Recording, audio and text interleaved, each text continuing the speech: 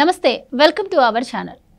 ఆంధ్రప్రదేశ్లో మళ్ళీ ఎన్నికలు రాబోతున్న నేపథ్యంలో మేనిఫెస్టో రూపంతో ప్రజలను మళ్ళీ మభ్యపెట్టే ప్రయత్నం చేస్తున్నారు సీఎం జగన్మోహన్ రెడ్డి. అయితే పాత పథకాలకే కొంచెం రంగులద్ది ఈరోజు మేనిఫెస్టో నవరత్నాలు ప్లస్ అంటూ రిలీజ్ చేశారు. మరి గతంలో ఇచ్చిన హామీల గురించి కొన్నిటి గురించి అయితే ఊసేలేదు. మరి ఈ మేనిఫెస్టోలు ప్రజలు నమ్మే అవకాశం ఉందా? మరి ఈ మేనిఫెస్టో ఏ విధంగా ఉంది, ఆయన ఎలాంటి పథకాలను యాడ్ చేశారు, అలాగే ఆయన ఊసెత్తని పథకాల గురించి మరిన్ని వివరాలు తెలుసుకునే ప్రయత్నం చేద్దాం. మనతో ఉన్నారు senior political journalist Durga Kumar గారు. సార్ నమస్కారం అండి. నమస్కారం మా గవర్నర్, మన వీక్షకులు కూడా నమస్కారం.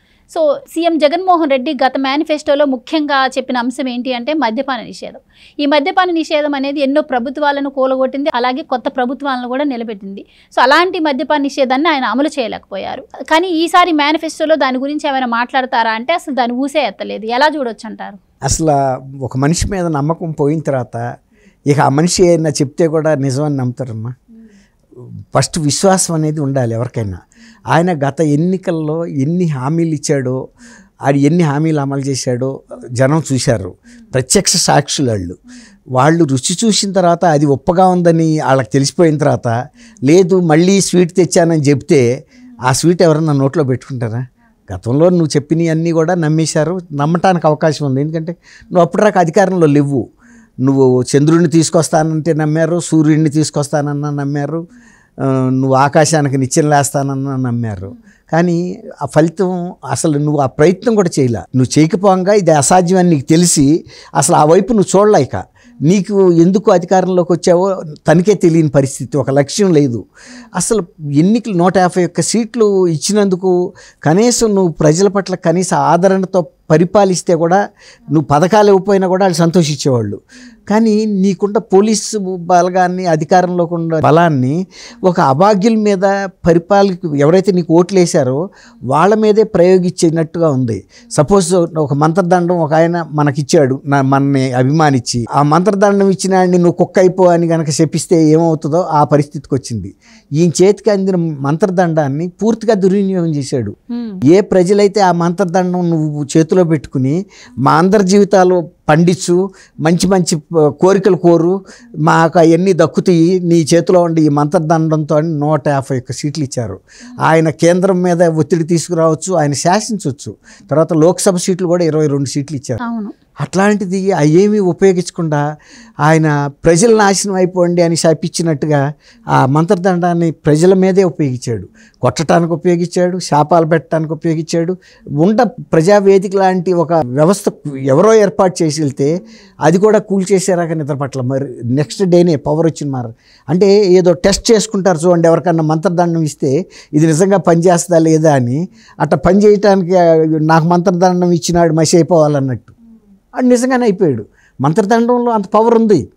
అది ఆ రోజున ఆయన ఒక ముఖ్యమంత్రిగా డిస్ట్రక్షన్కి ఆదేశం ఇస్తే ప్రభుత్వం దాన్ని అమలు చేసింది. ప్రజలు ఎవరైనా వెళ్ళి అక్కడికి వెళ్తే పోలీసులు లాఠీలు చార్జ్ చేసి కాల్ చేస్తామని భయపెట్టి పంపించేశారు. ప్రజావేదిక కూలుస్తున్నప్పుడు ప్రజలు స్పందిస్తారు కదా, అది ప్రజలకు సంబంధించి. ఒక రాష్ట్రంలో ఒక ప్రభుత్వం అధికారం చేపట్టాలి అంటే ముఖ్యంగా 4 కాళ్ళలాగా ఇటు మహిళలు కావచ్చు, అటు నిరుద్యోగులు, అలాగే ప్రభుత్వ ఉద్యోగులు, ఇలా అన్ని వర్గాల ప్రజలు కావాలమ్మా.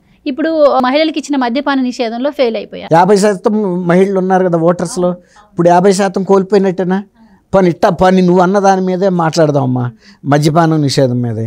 సరే, ఒక 20% మద్యం తాగేవాళ్ళు ఉంటారు కదా, వాళ్ళల్లో నువ్వు వాళ్ళకి ఇస్తున్న మద్యం ఎంత లో క్వాలిటీ మద్యం ఇస్తున్నావు, ఎంత పెద్ద రేట్లకి ఇస్తున్నావు. దాంతో ఆ మద్యం తాగే వాళ్ళందరూ కూడా వ్యతిరేకమే కదా. అంతకుముందు వాళ్ళు బ్రాండెడ్ మద్యం తాగారు, తక్కువ రేటుకి తాగారు. ఇవాళ నువ్వు ఇస్తున్న పిచ్చి మద్యం వాళ్ళని ఆరోగ్యాలు ఖరాబ్ చేస్తుంది, ఆర్థిక పరిస్థితిని దెబ్బతీస్తుంది.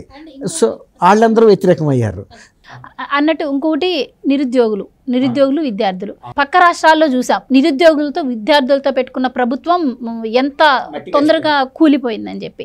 సో ఇక్కడ కూడా రాగానే డిఎస్సి మెగా డిఎస్సి అన్నారు.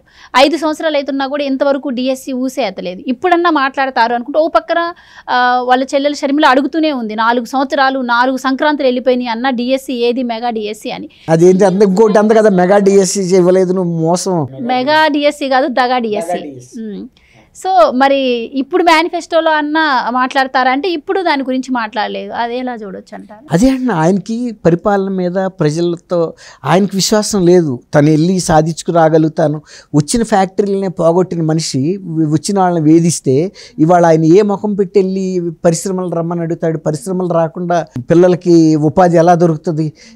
రాష్ట్రం ఎట్లా అభివృద్ధి చెందుతుంది? ఇంకా పైగా మేమే ఆ కంపెనీలను తోలేసామని చెప్పారు, వెంటబడి చేసి. అట్లా అంతర్జాతీయ స్థాయిలో కూడా ఆంధ్రప్రదేశ్ అనేది ఒక ఎట్లా వార్తల్లోకి ఎక్కింది, ఆ రాష్ట్రంలో పరిశ్రమలు పెట్టకూడదు అని పలు సందర్భాల్లో మీటింగుల్లో పెద్ద పెద్ద కంపెనీలు చర్చించుకున్నాయి. అదేమన్నా కీర్తి మనకి? తర్వాత నువ్వే మళ్ళీ వెళ్ళి వాళ్ళ పరిశ్రమలు పెట్టమంటే ఆ పరిశ్రమలు పెడతాయా? రెండోది, రాష్ట్రంలో ఒక ఇన్ఫ్రాస్ట్రక్చర్ అనేదన్నా నువ్వు డెవలప్ చేసావా? పరిశ్రమలు వదిలేసాయి. కనీసం మంచి రోడ్లు, మంచి వస్తువులన్నీ కూడా ఏవైనా ప్రజలకు కావాల్సిన వస్తువులు ఏర్పాటు చేస్తే అప్పుడు కంపెనీలు రావడానికి అన్న అధికారం ఉంటుంది. మన రోడ్లు పరిస్థితి చూస్తేనే అట్లా ఉంది అధ్వాన్నంగా. తర్వాత ఎలక్ట్రిసిటీ సప్లై ఏమన్నా మన దగ్గర ఎక్సెస్ ఉండి ఇతర రాష్ట్రాలకు కూడా మేము అమ్ముతున్నాము, కావాలని చూసుకోండి, మాకు ఆ రాష్ట్రం ఇంత పే చేసింది, ఈ రాష్ట్రం ఇంత పే చేసిందని మనమే ఇతర రాష్ట్రాలకు పే చేస్తున్నాం కరెంటు సప్లైతో. తర్వాత ఇక్కడ కరెంటు బిల్లులు చూస్తేనే వాళ్ళకి అదిరిపోతుంది. మామూలు రేపు పరిశ్రమలు కూడా అదే కరెంటు బిల్లు వేస్తారు కదా వీళ్ళు. కాబట్టి వీళ్ళ దగ్గర పవర్ లేదనేది అర్థమవుతుంది కదా, ఇన్ఫ్రాస్ట్రక్చర్ లేదు. సో ప్రభుత్వ ఉద్యోగుల విషయానికే వద్దాం. ప్రభుత్వ ఉద్యోగులకు కూడా సిపిఎస్ రద్దు చేస్తాము అధికారంలోకి రాగానే. తర్వాత అడిగితే అయ్యో మాకు తెలీదు సిపిఎస్ రద్దు అంటే ఎలా ఉంటుందా అని చెప్పి అది మేనిఫెస్టోలో మేము పెట్టలేదని చెప్పి కప్పిపుచ్చుకునే ప్రయత్నం చేశారు. పోనీ 1వ తారీఖు జీతాలు పడుతున్నాయా అంటే 1వ తారీఖు కూడా జీతాలు పడని పరిస్థితి. అంటే ఉద్యోగులకు 1వ తారీఖు జీతాలు ఇవ్వలేరు కానీ మేనిఫెస్టోలో మాత్రం సంక్షేమ పథకాలకి నిధులు పెంచుతున్నారు. సో ఎలా చూడొచ్చు అంటారు? అది కరెక్ట్ కాదు. ఇప్పుడు మీరు అన్నట్టు ఉద్యోగులకి ఫస్ట్ ఏ ప్రభుత్వం అయినా చేయాల్సింది 1వ తారీఖు కల్లా ముందు వేతనం ఇవ్వగలగాలి. ప్రభుత్వం యొక్క ఆర్థిక పరిస్థితి బాగుంటే. అసలు ఇవాళ కితలుగా ఇస్తున్నారు. 5వ తారీఖున కొంతమంది, 10వ తారీఖున, 15వ తారీఖున పెన్షనర్లకి ఇన్ టైంలో ఇవ్వట్లేదు, మెడికల్ బిల్స్ ఇవ్వటం లేదు. ఇవాళ ప్రభుత్వ ఉద్యోగులు మొత్తం వ్యతిరేకత అయిపోయారు. అది వాస్తవం, ఎవరు కాదని లేరు, వాళ్ళకు కూడా తెలుసు అది. ఎందుకంటే వాళ్ళ టైంలోనే పిఆర్సీ వేస్తే శాలరీస్ పెరగాల్సింది పోయి తగ్గటం ఏంటి? వాళ్ళ మీద దౌర్జన్యకరంగా మాట్లాడటం ఏంటి? ఎంప్లాయీస్ని బెదిరిస్తూ మాట్లాడారు. అంటే మీరు ప్రతి వాళ్ళ మీద దౌర్జన్యానికి వెళ్ళిపోతారా? ఆ డాక్టర్ మాస్కులు ఇవ్వని చెప్పినందుకు ఆయన్ని ఎంటబడి వైజాగ్లో నడి రోడ్డు మీద పెడరెక్కలు ఇరగొట్టి చంపేశారు. తర్వాత డోర్ డెలివరీ ఇచ్చిన ఎమ్మెల్సీలని పార్టీలో మందలిచ్చే పరిస్థితే లేదు. తర్వాత మొన్న మధ్య పూజారులను కూడా కొట్టారు. అసలు పూజారుల జోరికి ఎవరన్నా రాజకీయ పార్టీ వాళ్ళు వెళ్తారా? అది దానికి ఒక్కళ్ళన్నా క్షమాపణ చెప్పారా? పెద్దిరెడ్డి రామచంద్రారెడ్డి కాన్స్టిట్యున్సీ పొంగనూరు, ఆ పొంగనూరు నియోజకవర్గంలోకి ఉత్తరాంధ్ర జిల్లా దళిత వర్గానికి చెందిన ప్రజలు వెళ్తే వాళ్ళేదో జెండా కట్టుకుని సైకిళ్ళకి కట్టుకుని ఒక 3 యువకులు అసలు ఈ నియోజకవర్గంలోకి మీరు ఎట్టా వస్తారని అడుగుతారు ఏంటి వాళ్ళు? అది ఏమన్నా రాజరికం? ఇది రాజ్యంలోకి ఎవరినన్నా రాకుండా నిషేధించడానికి? తర్వాత వాళ్ళని ఎన్ని రకాల వాళ్ళని వేధించి కొట్టి ఇచ్చేసి తర్వాత కనీసం వాళ్ళ స్థానిక శాసనసభ్యుడు పెద్దిరెడ్డి రామచంద్రారెడ్డి కానీ, వైఎస్ఆర్సీపీలో ఒక్క పెద్ద నాయకుడు కానీ చిన్న నాయకుడు కానీ జరిగింది తప్పు, దీని మీద మేము ఇట్లాంటివి ఖండిస్తున్నాం, ఇతర నియోజకవర్గాల్లో ఇట్లా ఎక్కడ ఎవరు చేసినా మా నాయకులు చేసినా సరే వాళ్ళ మీద చర్యలు తీసుకోమని పోలీసులు ఏమైనా హెచ్చరించిన పరిస్థితి ఉందా? తర్వాత మొన్న ఈ మధ్య రాజకీయ హత్యలు జరుగుతున్నాయి ప్రతిపక్షాలకు సంబంధించి. వీళ్ళు చెప్పడం కాదు, కేంద్ర ఎన్నికల సంఘం గమనించి రాష్ట్ర ఎన్నికల సంఘాన్ని వార్నింగ్ వాళ్ళని పిలిపించి వాళ్ళ షోకాజ్ నోటీసులకి రిప్లై ఇస్తే అవి సంతృప్తికరంగా లేవని కనీసం 7-8 మంది ఐపీఎస్ ఆఫీసర్లు సస్పెండ్ అయిపోయారు కదా డ్యూటీస్ నుంచి, ఐఏఎస్లు అయిపోయారు. అక్కడే తెలుస్తుందిగా ఈ ప్రభుత్వం యొక్క పనితీరు ఎలా ఉందనేది. ప్రజలకి మేలు చేసే ప్రభుత్వం కాదు, తనకు తను మేలు చేసుకునే ప్రభుత్వంగా కనపడుతుంది. ప్రజల్ని బెదిరించి అయినా సరే ఇలాంటి డొల్ల మేనిఫెస్టోలు రిలీజ్ చేసి మళ్ళీ ఇంకోసారైనా ఉంచిద్దాం అనే దృక్పథం కనపడుతుంది తప్ప నిజమైన హామీలు ఇద్దామని ఆయన అమలు చేస్తాం, గతంలో చేయలేని వాటికి మేము క్షమాపణ చెబుతున్నామని చెప్పాలి కదా. ఫెయిల్యూర్స్ని ఒప్పుకోవాలి, తప్పులేదు. ప్రజల ముందు కదా నువ్వు ఒప్పుకునేది, ప్రజలే కదా రేపు నిర్ణయించాల్సింది. నువ్వు మనసులో ఒకటి పెట్టుకుని ఇట్లా వచ్చి మళ్ళీ నా బాబాయిని చంపారని ఇప్పుడు ఎవరి మీదో నిందలేస్తున్నావు, నీ కుటుంబంలో వాళ్ళకి నువ్వు క్లీన్ సర్టిఫికెట్ ఇస్తున్నావు. ఎవరు చంపారో చెప్పు, అందరికీ తెలుసు అంటున్నావు. కడప జిల్లాలో ప్రతి వ్యక్తికి తెలుసు. నిజమే, మరి నువ్వు కూడా కడప జిల్లాలో ప్రముఖుడు కదా, మీదే కదా ఫస్ట్ ఫ్యామిలీ. అందులో ఆ ఫ్యామిలీలో నువ్వు లీడ్ పర్సన్వి, నువ్వు ముఖ్యమంత్రివి. చెప్పు ఎవరు చేశారో చెప్పి రాయించి వాళ్ళ పేర్లు, ఈయన పేరు తీసేయించి అవినాష్ రెడ్డి పేరు, ఆయనకి చేతిలో పవర్ ఉంది కదా ఇవాళ. ఎనిమిదో ముద్దాయిగా అతను కాదు, మా ఇంట్లో పిచ్చి రాజకీయాలు చేసి అతన్ని ఎక్కించారు ఈ దీంట్లో కేసులోకి. నేను చెబుతున్నాను ముఖ్యమంత్రిగా, నేను ఆల్రెడీ చెప్పాను. అప్పుడు 2019లోనే అన్ని మీడియా ఛానల్స్లో నేను మాట్లాడాను. కావాలంటే ఆ క్లిప్పింగ్స్ కూడా ఈయన పట్టుకెళ్ళి చూపించవచ్చు సిబిఐ ముందు. నేను ఇవాళ చెప్పటం లేదు ఎవరు మా చిన్నాన్ని ఎవరు చంపారు, ఆ రోజే చెప్పాను 5 ఏళ్ల క్రితం. కాబట్టి ఇప్పుడు అదే చెబుతున్నాను.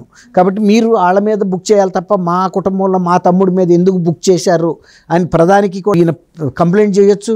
సుప్రీంకోర్టులో క్వాష్ పిటిషన్ వేయచ్చు కదా, నా అమాయకుడైన నా తమ్ముడిని పెట్టారని. మరి ఇవన్నీ ఎందుకు ఉపయోగించుకోవట్లేదు? ప్రజలంతా అమాయకులు కాదమ్మా. ప్రజలు పదే మోసపోరు. ఒకసారి మోసపోయినందుకు మూల్యం చెల్లించారు. ఈసారి ఆయనకి తగిన గుణపాఠం అయితే చెప్తారు ఈ ఎలక్షన్లో. రైట్, థ్యాంక్ యూ అమ్మ గవర్నర్ మన వ్యక్తి.